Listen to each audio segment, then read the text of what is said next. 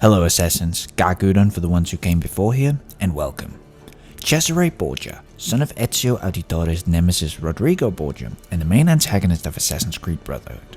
Famous, or maybe rather infamous for being one of the most cruel and maniacal antagonists of the franchise, showing signs of delusions of grandeur and possible mental instability among other things throughout Brotherhood's story, we are going to be exploring where Cesare's loyalties really lie. Is he a devout Templar like his father, or is he really serving no one but himself and his lust for power? Throughout AC Brotherhood's main story, there are many examples of Cesare acting egotistical and cruel and being in over his head, from his first appearance taking the life of Mario Auditore to his demise in Vienna in 1507. When we have arrived in Rome after the attack on Monteriggioni, first infiltrating the Castel Sant'Angelo in hopes of getting a chance to put down him and Rodrigo, it becomes clear Cesare only has one goal: conquer all of Italy no matter the means and the cost.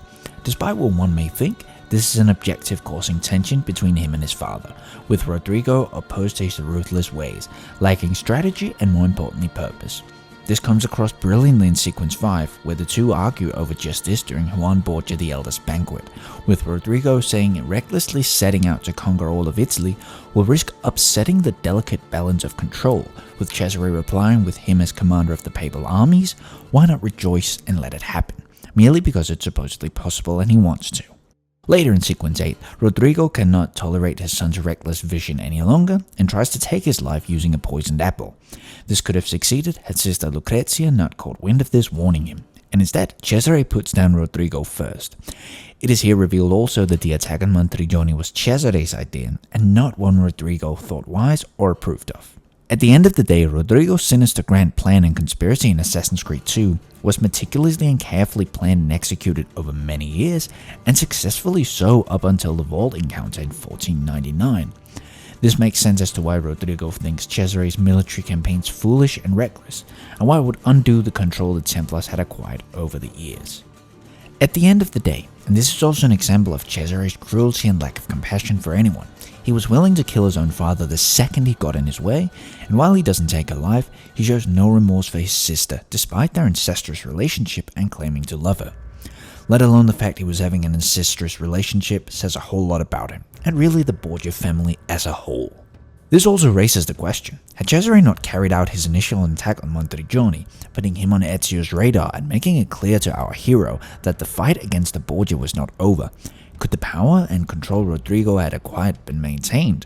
Maybe. After the Vatican Vault encounter, Ezio thinks his battle won and over, knowing Rodrigo is broken and returns home with no intention of returning to Rome, unaware of the true scale of the oppression manufactured by his nemesis. Had Cesare not gone recklessly military campaigning across Italy with no real purpose, leaving Ezio alone, it is certainly possible that the firm grip on Rome initiated by Rodrigo could have continued, and maybe Ezio wouldn't have been made aware till it was much too late. Then again, Niccolo Machiavelli was already stationed in Rome, but as seen in the beginning of Brotherhood's story, his efforts hadn't made much of a difference and probably wouldn't have either way. But as we know, the attack on Monteriggioni did very much happen, making Ezio furious for retribution, and aware there is more to the Borgia regime than the Templar Grandmaster. Since this was Cesare's, and only his idea all along in his delusional quest for power, it is a sign that despite what Machiavelli says, Ezio killing Rodrigo in the vault likely would not have made much of a difference. Despite being spared and continuing to be Pope and Grand Master, Rodrigo is more or less deemed powerless as a result of the vault encounter, knowing all the years of meticulous planning did not pay off, and that he in fact was not the prophet. Ezio's battle against the man responsible for the death of his family was over, but Cesare's ruthless attack on the other campaigns would clearly have happened regardless, with or without Rodrigo in the picture. It is also here it is interesting to look at the fact that Rodrigo in AC2 and Brotherhood feel like two different characters. The version of him in AC2 is one of the most cold-hearted, sinister, meticulous and confident Templar antagonists in the series, but the version of him in Brotherhood seems much more broken and defeated, held back and is mostly in the background. Another interesting thing to look at regarding Cesare, and a clear sign of his delusion, is that he seems to think he is above the law of man, almost as if he is some sort of divine being.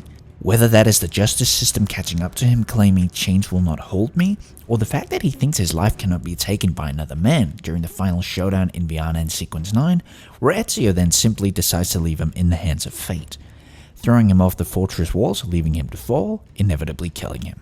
As Niccolo Copernico puts it during his final mission, Cesare thinks himself the center of it all, but he circles the periphery with the rest of us. At the end of the day, Cesare is very much like any other man or woman who lives and dies. In conclusion, with everything we have looked at in this video, it is highly suggestible that Cesare Borgia only has one goal: power for the sake of it. The only one he really cares about is himself, showing no remorse for his family and not really caring for anyone in general. Associates like Juan Borgia and the Baron de Valois he merely see as means to set quests for power. During said infiltration of the Castel Sant'Angelo in Sequence 4, he even refers to the Vatican that his father is the leader of as that tired old men's club, further proving everything and everyone is a pawn in his game. Could he be referring to the Templar Order too? It is certainly possible. Throughout Brotherhood's story, Cesare never really shows any real signs of loyalty or devotion to the Templar cause. Among other things, he is never seen participating in ceremony with fellow Templars, nor preaching to the Father of Understanding, which has been shown with most other Templar antagonists across the games, further suggesting whom he really serves and that he might be a Taino, a Templar in name only. Once again, there are many things suggesting that unlike his father, Cesare Borgia could not care less about serving a higher cause and serves only himself in his own delusional quest for power, whatever the cost. That concludes this deep dive into Cesare Borgia. What do you think of this? Do you also believe that Cesare only serves himself and his own delusion? Or do you think just a little of his father's devotion to the Templar Order has gotten to him, despite not really showing it? Whatever you think, be sure to let us know in the comments section down below, and let's get the discussion going. That said, thank you all for watching this video, we hope you enjoyed it.